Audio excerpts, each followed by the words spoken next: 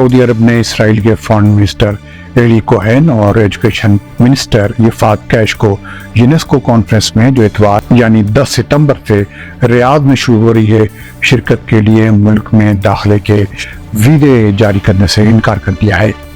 Saudi अरब ने यह फैसला उस वक्त किया है जब अमेरिका और दुनिया की कई ताकतें इस बात की कोशिश कर रही हैं कि सऊदी अरब और इसराइल के दरमियान ताल्लुकात कायम हो जाएं।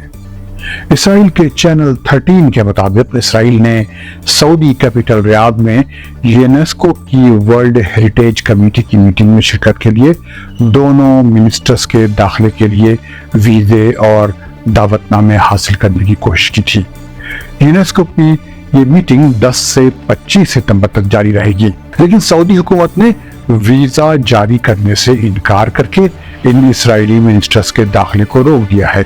इस मीटिंग में इसराइल के सिर्फ प्रोफेशनल रिप्रेजेंटेटिव्स ही शामिल हो सकेंगे। इस इसराइली चैनल ने इसराइल के अफसरान के हवाले से कहा है कि इसराइली फॉरेन मिनिस्ट्री ने अमेरिका के साथ सूरत हाल का असर-ए-नौ जायजा लेकर फॉलो अप किया था।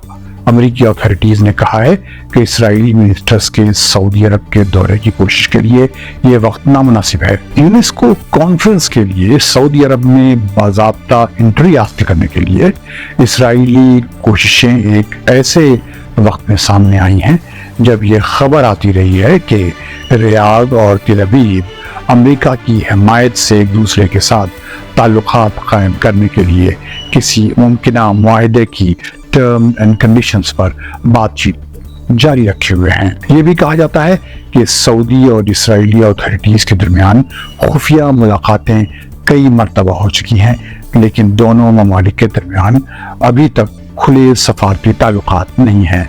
अरब देश के देखने वालों को फैजुल हक का सलाम।